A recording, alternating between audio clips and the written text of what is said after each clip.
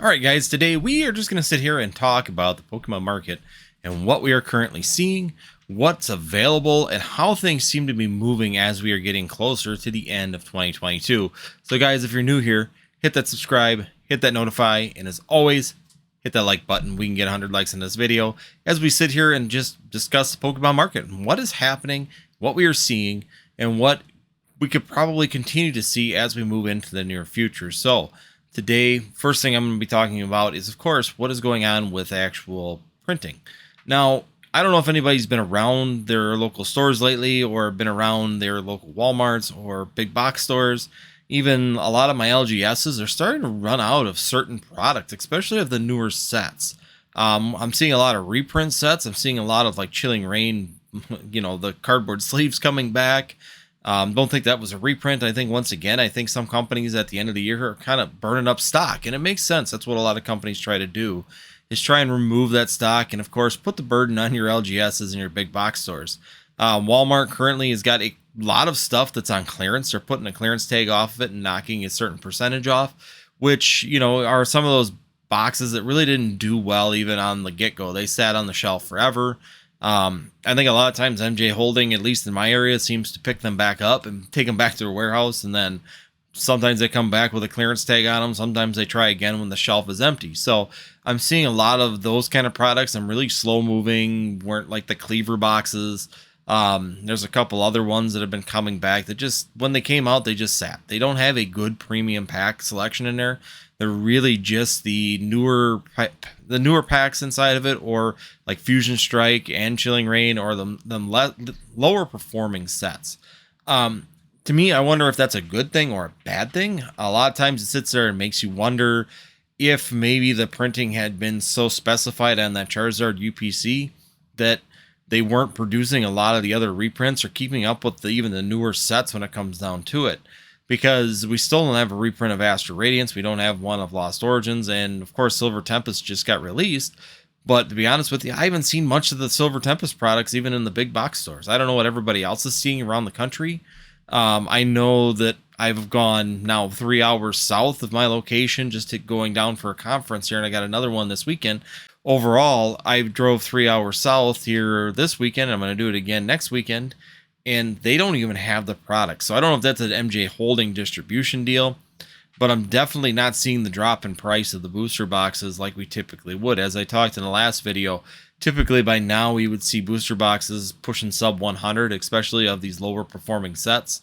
Let's be honest, Silver Tempest is not a high performance set. It's nothing like a Brilliant Stars or Evolving Skies or any of that kind of caliber, but it's definitely not dropping sub 100 yet, which is a really interesting idea, that maybe they didn't print as much because they were focused on the wrong product, or intentionally focused on the Charizard UPC in order to create that mass hysteria and be able to flood the market with that product.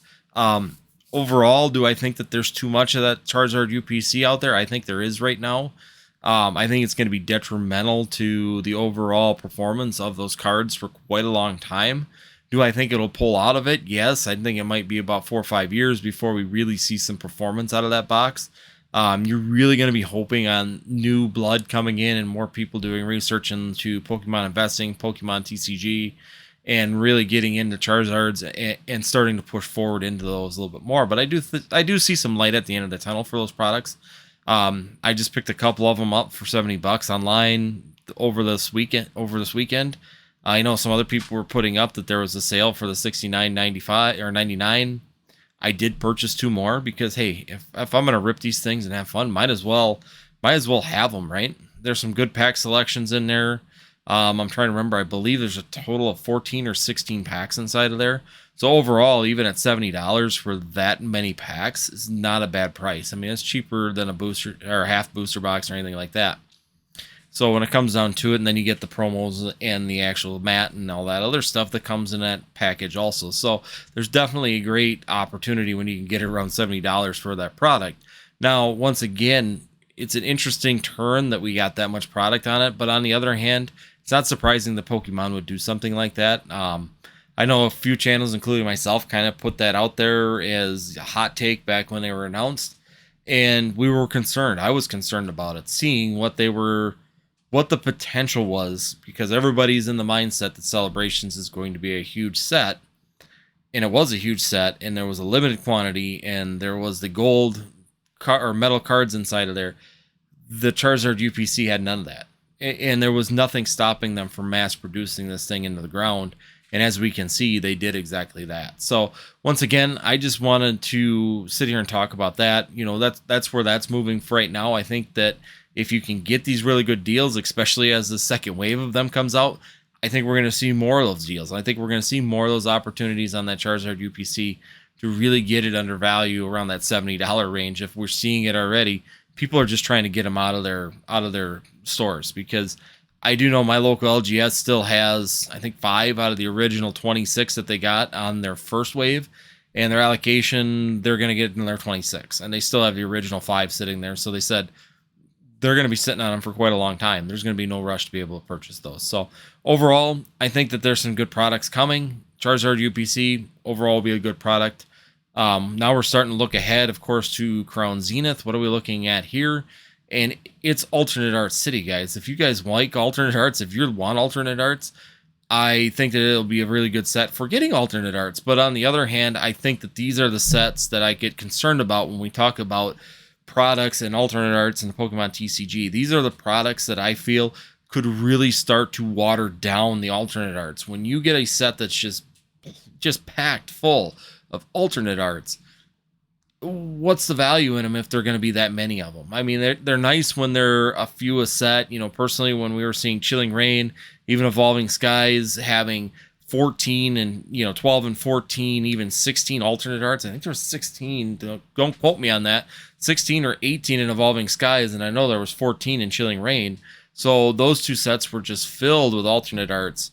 And a lot of people just don't even realize that there were that many alternate arts. They don't see all the ones that are available, and Crown Zenith may either run into that situation, or you're going to start to feel like you're just watering down alternate arts. I would rather see fewer and better alternate arts. Some of the missing characters that we really have not seen alternate arts of yet would be really nice to have. Blastoise alternate art, a Venusaur alternate art. Now, they might be in Crown Zenith. I have not gone through the set list yet from the Japanese version, so maybe they are in this one. But I mean, we're missing some of the bigger hits, that we would really like to see when it comes down to alternate arts in Pokemon TCG. I would love to see those, even if we were to start going into some of the other missing, like level X cards and stuff like that, and making alternate arts of some of those fan favorite characters, like Eternatus, another one of those characters that is kind of forgotten in the recent years of the Pokemon TCG.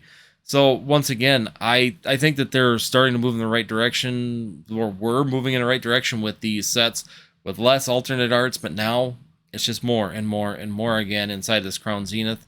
We'll see if they continue this pattern and how much they're going to continue the pattern into Scarlet and Violet. I hope they continue with alternate arts. There's still some missing alternate arts that would be fantastic to be able to get for your collection.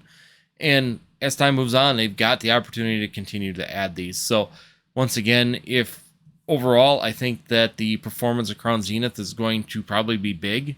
Japan has already announced that when it comes down to their V-Star, whatever they call it there, they are going to be producing that pretty much as they can. So it's going to be a really large print when it comes down to the Japanese version. Now, does that translate that we're going to see that in the English version? Of course not. English version can be completely different, or they'll follow the same trend. It's hard to tell until I think they see what the performance of this is going to be when it hits the street.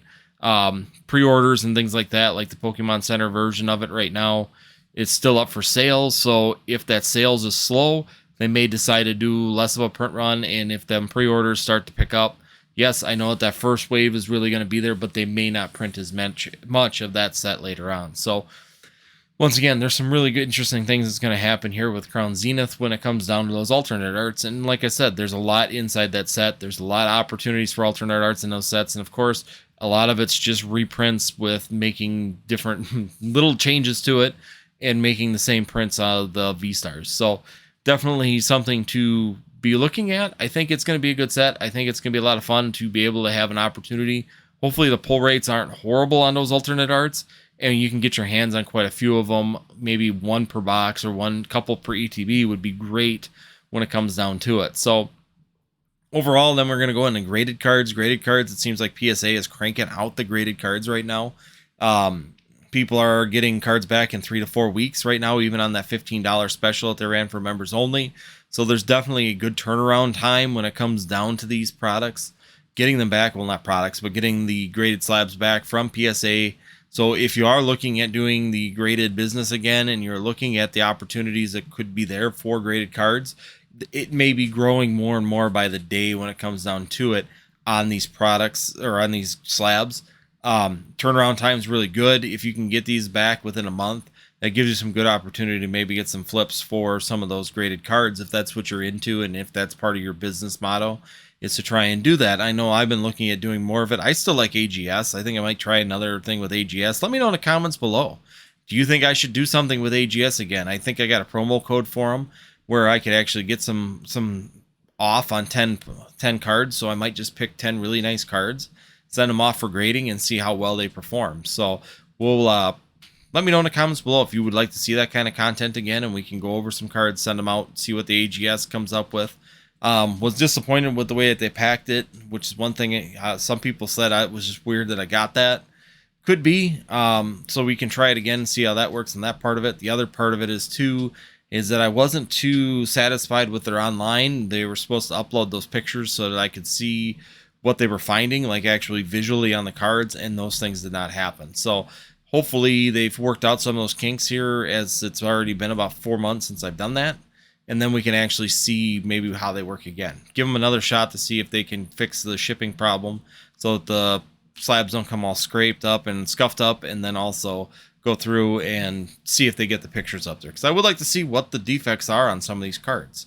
But overall, the market right now, when it comes down to investing, it's slightly upticking. I'm seeing some really good movement. Overall sales online have been doing rather well on different locations. Once again, Craigslist is still my best location to be selling, just because I don't have those them fees. If you can get away from those fees by going to Craigslist, definitely a great opportunity to jump in on that and go that direction, versus jumping on to TCG Player, Toad and Troll, and all those other eBay, where you're going to pay 15%, 15 to 20% with the fees and shipping to get these products out of there, which is a big hit to your products when it comes down to it. And sometimes if I can even do it through right through Craigslist, I can do goods and services through there. Yeah, they pay goods and services and I pay the shipping, and I'm still only losing 7% versus that 15 to 20. So it definitely reduces that burden when it comes down to it. And if you're looking for selling products and you live in even a metropolis area, great opportunity to use that Craigslist. It's still functional, guys. I know a lot of people probably don't even remember it's there, but it's still functional. It still works well. It's still an opportunity. So once again, guys, I just wanted to kind of go over things with the market right now. Overall product, the newest sets are holding really well. We're seeing upticks on Chilling Reign, Battle Styles, Fusion Strike, even all them sets that were kind of low liars sitting out there behind are still doing well. Astral Radiance and Lost Origin still moving up. They're over $100 again now also. So they didn't stay under 100 very long. And they've gone up in the upward direction. Once again, it'll be determined by reprints on those sets. And with the low demand, possibly reprints won't happen, especially with Scarlet and Violet coming. So it's just something to consider when you're looking at some items for investment overall. So once again, guys, I just wanted to kind of go over that with you guys, just get a little bit of feel with where the market's at.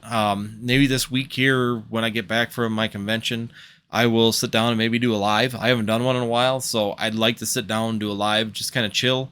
The other thing is that we have coming back on the channel is going to be the Choose Your Path. I've got a couple people lining up right now. We're doing the interview section of this to start building that. We will start that after the new year. I mean, I figure we'll wait until after the holiday season where everybody has a little bit more time with winter to sit around and actually watch these videos and actually see an interview on this stuff. And that way you could really jump in and see where some options are for you when you're moving forward in the Pokemon TCG. Some really good strategies, some really good ideas for how successful these people are in their fields. And then they can also give you a feel for what kind of income to work ratios you're looking at to do it. And if it works for you and in your favor, of course, you want to do what you love, and when it comes down to it, and this series is to help you see that. So once again, guys, hopefully this is a good update for the Pokemon market. Hopefully you guys are seeing some of these things. And definitely let me know in the comments below if you guys are interested in seeing more of the Choose Your Path videos, and if it's worth moving forward in those. So once again, guys, thanks for watching. And as always, if you have made it this far into the video and have not done it yet, be sure you hit that subscribe. Be sure you hit that notify so you know when we're doing videos. And of course, hit that like button. We can get 100 likes in this video. Greatly appreciated. Helps us out a ton. And of course, it's free for you.